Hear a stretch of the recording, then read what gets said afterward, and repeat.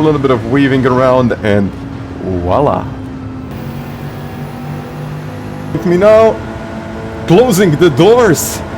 Hello everyone and welcome back into another video, and in today's video I'll show you a quick recap of my Nations Cup exhibition series of 2024, and this is kind of exhibition 2. So I would really like to show you what I did in this season, which proved out to be my best season so far. Even though it's just an exhibition series, it's not the official one. So I managed to get 810 points and I managed to grab P2 in the region. So this is, I would say, my best result so far. I haven't personally tried that much. I just went into the race and raced like I normally would, and somehow in the end I managed to grab that P2. So in this little recap I would really like to show you how I did it and what in the end cost me the first position. So let's begin. So let's begin with round 1 at Fuji. This was group 4, and well, most of the grid decided to go with this Lamborghini because it was overall the best car. So I was driving the Lamborghini Huracan, and in my point of view, this is one of the best cars in group 4. Because this car has really good rotation, and overall, I would say that it's pretty good all-rounder. So it has decent straight line speed, it has good cornering, and in general, it's a really nice car to drive. So I've kind of messed up my qualifying session and I only started in P9, and in this round qualifying was everything. So if you qualify from P5 and downwards, your race will pretty much end around P3 to P7 or P8, depends on what happens. So you don't have a lot of room for improvement because everyone is pretty much running the same lap time. So the differences were marginal, maybe a couple of tenths in between the P1 and of course P10 or P9 as I was. So I made a couple of mistakes in my qualifying run and ended up in P9, but the start of the race was actually quite promising. So no penalties, no damage, and it was actually looking pretty good. So the start was clean, and I was really looking for some chances around the track. So maybe I can go on the outside, maybe I can, well, usually send it doesn't really work here, because even if you get a damage, it's pretty much game over, because damage means, well, it's heavy damage and it's going to slow you down by a couple of tenths, and there is no way that you can get it back unless you pit. So I was just trying to avoid carnage in here, really didn't want to go for this move. Had a little bit of a contact, but it wasn't damage, so that was good. And this first gear in this car was really good. It was actually pretty good, and no one was really using this gear. So when I was watching the replay, no one was using this first gear, and it was great. It was actually pretty good to pull you out of some twisty sections like this one.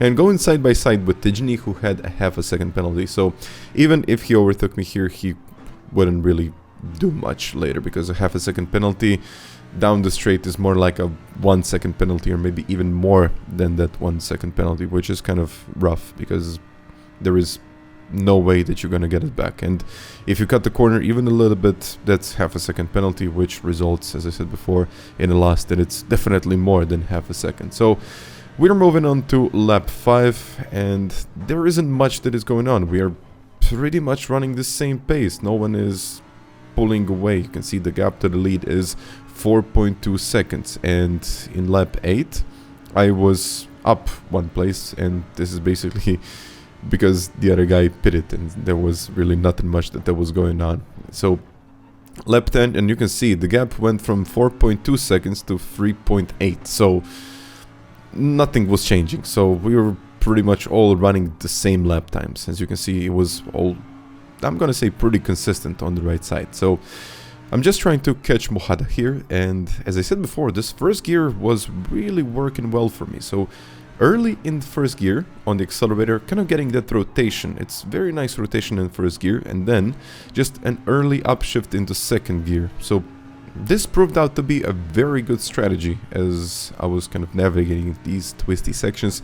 And I'm just at the back of Mohada. I'm just trying to see, okay, what is the gap to P3, because I really don't know. It could be half a second, it could be more, but I decided to send it, which in the end it wasn't really a send, but I just tried to see if I can maybe get a place here or not. So inside of this corner usually means that if you get to the inside of this curb early on the accelerator, it's pretty much a move well done. And so it was. It was actually a pretty decent move.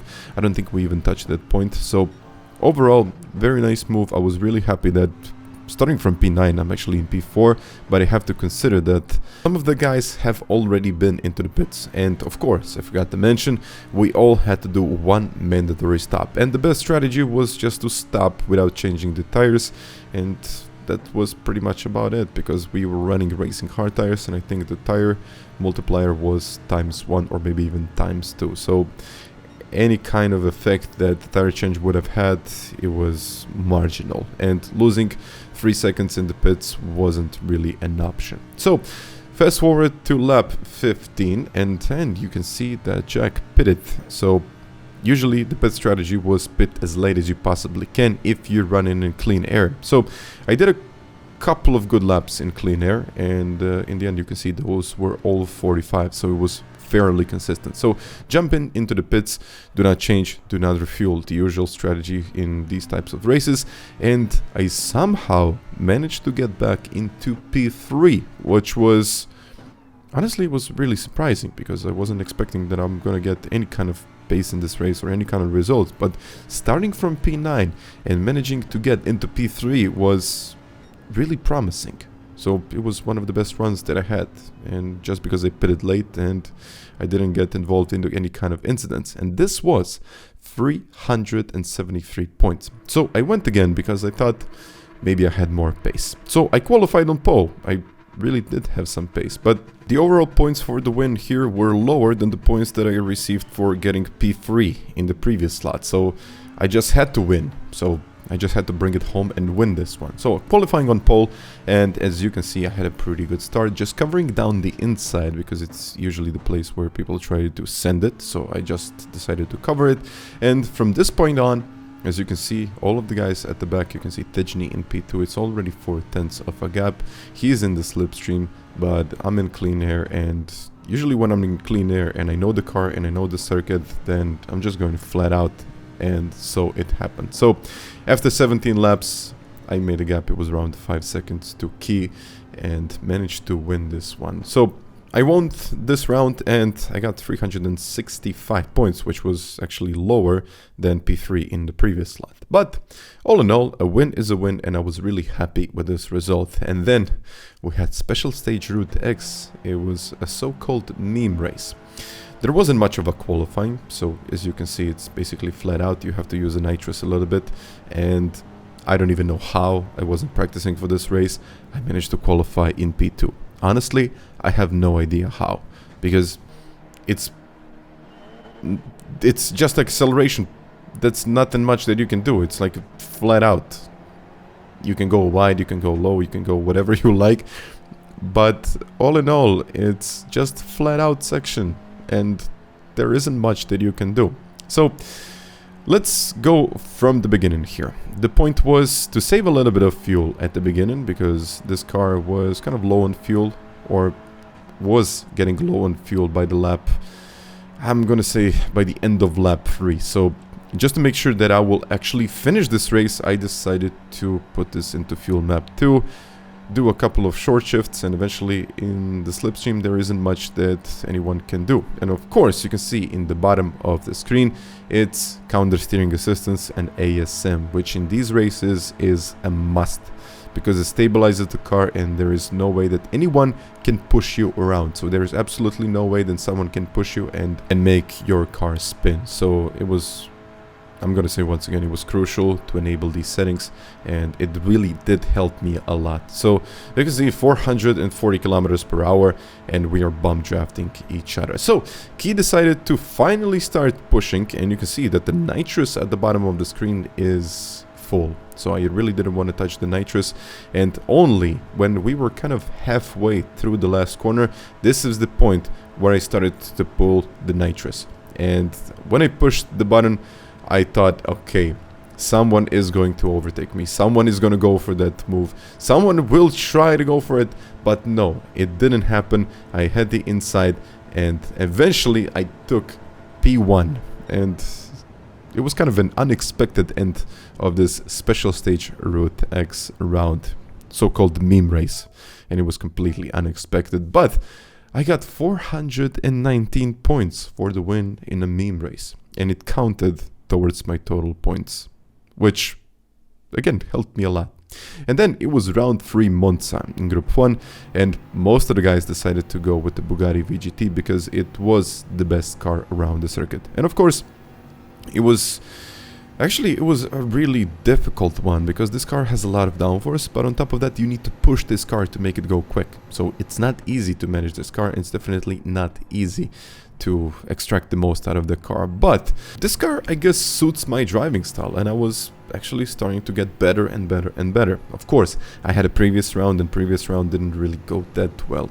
I think I finished in P3 or maybe even P4. So it was kind of a decent result, but I thought I could have pushed a little bit more and maybe, of course, get a better result as usual. So you can see this is a qualifying lap, and I'm doing a very good job in the qualifying, just trying to push this car to the absolute limit. The whole point of this car is not to stop it too much, not to lose downforce, and eventually you need to do a couple of slides, but you need to push this car. So if you're not pushing this car, it's not working. So if you slow it down, you lose the downforce, and then it just doesn't work. So the whole point was just not to brake that much, just easy with the brakes and let the car coast through most of this track. And you can see how easy it is for this car to navigate through these tight sections. So really pushing this car to the limit, and I really didn't want to make a mistake. Of course, we had 2 tries in the qualifying, which is good. I like this concept instead of just having 1 attempt, which I don't usually like, because if you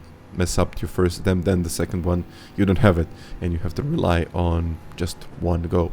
So I managed to get a 32.0, which was my best result in the qualifying, and I got pole position, but not by too much. So it was 50 thousandths of a second in the end, and it wasn't much. And I know that it wasn't a perfect lap, but I could have maybe extracted a little bit more out of laps. But in the race, the whole point was not to push too much and not to get a penalty. So I watched the previous race, and the guy who won the previous race was actually short shifting and saving a lot of fuel. So I decided to go with that strategy because, of course, we had custom slipstream, and if you're pretty much running in the 50 thousandths of a second to the guy in P2, there isn't much that is going to happen. So he's going to stay in the slipstream. He can use that benefit of a slipstream to save the fuel. So I'm running in clean air, and I'm deciding to kind of go with the same strategy. Save a lot of fuel as much as I possibly can, of course, without losing too much performance, and focus on not making a mistake. But on top of that, the lap times need to be consistent. The lap times need to be good, and the lap times need to be fast. And so it started to be, I'm going to say, reasonably well. So I'm short shifting, I'm doing 134s, and it's actually looking pretty good. So I was usually having a tough time in the first corner because you need to kind of get the car exactly on the right braking point and let it go. Otherwise, it just doesn't work. If you start trail braking and turning into the corner, it just locks the fronts and you're not going anywhere. So short shifting once again, but I'm not really going that defensive. So I just pulled to the inside, and there isn't much that I could have done. So it's like short shifting, and he had the slipstream, he had the pace, and yeah, I just decided to carry on, maybe stay in the slipstream, because the slipstream was crucial point of this race. So just stay in the slipstream, burn less fuel, and short shift. So that was about it. I thought about using fuel maps, but that slowed me down too much. So in the end, I decided not to use fuel maps because it was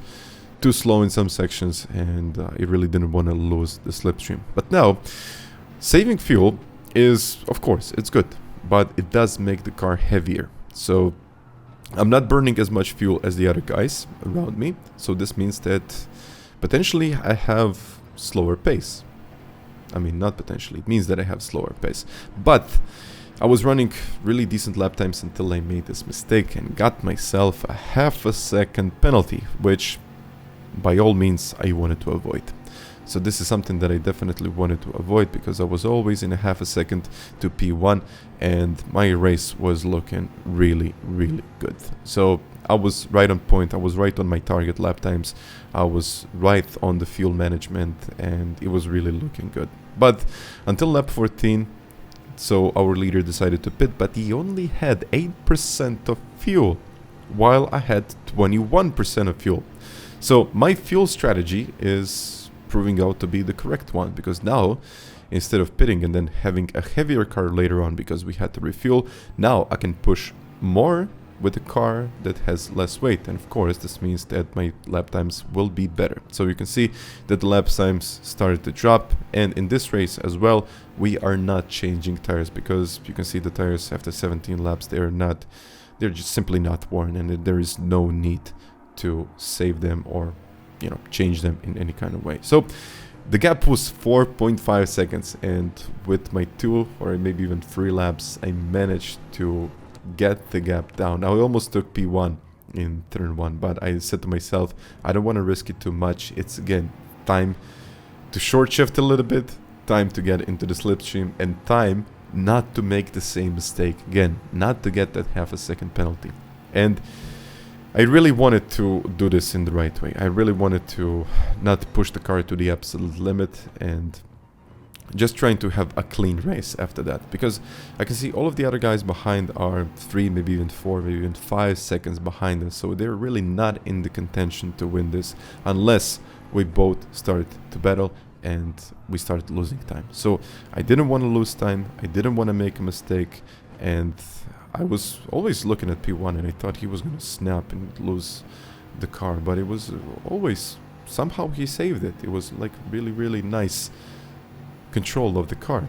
But this gave me a chance to maybe go to the inside of Parabolica, but I said to myself, it's not worth taking that risk. So we got the whole straight. I can use the slipstream and I maybe can send it to the inside of turn 1, and that's exactly what I did. So pulling to the inside, custom slipstream worked really well in this race, and I'm once again leading this race. So heavy brakes into turn 1, just abusing the track limits as much as possible without, of course, getting a penalty, and I'm back into P1. So lap 20 out of 25, and once again this strategy is proving out to be the right one. So a little bit of blocking, so I want to cover the inside of this corner, but he gives me a push because he knows that it's not much that we can do at this point, so we always need to battle it out in the last possible lap. Otherwise we're just losing time and we are giving the other guys at the back the chance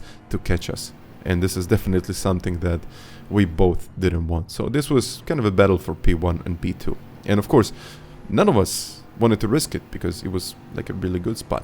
So fast forward into lap 25, and he is just in 3/10 behind me, and I know I'm running low on fuel. I need to push it, but I also need to fuel save, otherwise I'm not gonna make it. And I think I did 2 short shifts too much, and I didn't brake late enough, and I positioned myself to the inside so he could not really go on that move. But then I made this very bad mistake by accelerating too soon.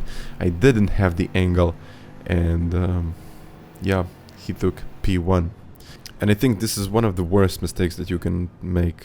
Last turn, last lap. But all in all, I have to say congratulations to Patrick, and he's also 13 years old and he's driving on this level, so well done. And I'm not even mad about getting P2. I was a little bit frustrated, but it was all right. But nothing was frustrating like this one, which was the last round with the historic Mercedes-Benz F1 car from the 1955. So I messed up my qualifying. I had a previous round that really didn't go that well, and I decided to jump into the last slot. And I thought I could maybe get something out of it, because my qualifying was actually pretty good. My qualifying time, of course, in the time trial was really good. But then, as we got into the race, it wasn't really looking that great. And what really surprised me with this car, it had braking bias and TCS, which I don't think the cars in the 50s had. But this car had it, and I don't understand why they enabled TCS, but I guess it's kind of the settings that they needed to enable, because I don't even know why. But okay, the car with a TCS from the 55s going into Eau Rouge and just trying to survive, because it felt like this car was just trying to fly away, and usually it ended up in a very bad spin. But what I also wanted to say is that it was extremely easy to make a mistake, and half a second penalty was, you know, given out, and you can see how much. But nothing was worse than getting hit in the first lap of the last slot, which pretty much means that I got heavy damage, and I'm not going to be able to recover from this point, because there is really no way to recover, because it's the last slot and I have damage. So if I pit, I will lose maybe even 35 seconds. So it was definitely not worth pitting. And you can see how many penalties are there around. I'm just trying to focus on not losing the car and eventually finishing this race, just to not completely destroy my driver rating and safety rating. So I'm just staying onto the track. I know I have damage, which really slows me down. I have less acceleration, less aero, less everything.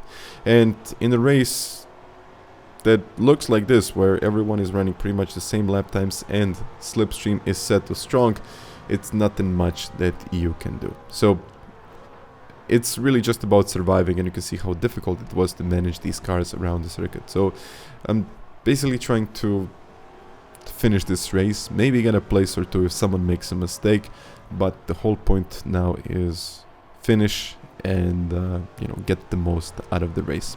But I've seen even worse things in my previous rounds, and I said to myself, this is probably not the worst thing that had happened. Some people had damage all around the place, and they were just absolutely out of any kind of contention to get any kind of place, and their race was pretty much over in lap 1. So my race was still there. I'm gonna say still there, which kind of isn't, but I can at least try. I can at least push. It's the last round. Let's see what I can do. And I was kind of on the edge all of the time, because it was really easy to lose the grip of this car. Incredibly easy, actually. And second gear, sometimes even third out of Eau Rouge. That was really difficult. But then I made this move on Iker, and I think he actually had damage as I did. So slipstream really did help me, because it was strong slipstream. Once again, it really does help. And I was back into P10, so I was actually making some progress. Not much progress, but you know what, in a race like this one, there is nothing much to lose, and I can push it as much as I possibly can. So eventually I caught up to P9, and I thought I was never gonna make this move, because he had so much more straight line speed because of the damage, because I just couldn't get up to same speed. And with the slipstream that really did help me, I decided to go on the outside. And this is not usually how it works. So I just decided to let it go for this one. Maybe there's gonna be another shot, and maybe he's gonna make a mistake, because I've seen a lot of drivers making mistakes. It wasn't an easy car to drive, and it's one of the most expensive cars in the game, if not the most expensive car in the game, but it's extremely difficult to drive this car. So I was kind of hoping that he's gonna make a mistake, he's gonna leave the doors open at least once, and I might get something out of this. And it actually did happen. So he's going a little bit wider than usual, and somehow I positioned myself in the right way to the inside of the upcoming turn, which is usually good in these cars, and there is nothing much that he can do if he's on the outside. The car simply has no grip to hold it on the outside, except in some extreme conditions, but usually when it's competitive racing, it's really difficult to race these cars in like really competitive manner. So I got myself into P9, and it was kind of satisfying knowing that I had damage and I was actually making up some ground. So I had the pace, but again, qualifying damage really didn't help. So I was just trying to save this race, and I'm gonna say this was a funny moment, because I thought my race was over, and P8 losing the car under braking, and he's going very wide, and then making me, well, he's kind of gifting me P8. And I guess these are my rounds recapped. And in the end, I would really like to thank you for watching the video, and if you liked it, you can of course hit that like button, or you might even want to subscribe to the channel. And of course, it has been, well, quite a ride. A couple of questionable moves cost me that P1, but in the end, I can be quite happy with the overall result. And I guess for the next season, we are aiming for, well, there isn't much to aim for than P1. So for the next season, we are pushing hard and just trying to see what I can do. So once again, guys, thank you very much for watching this video, and until the next time, bye.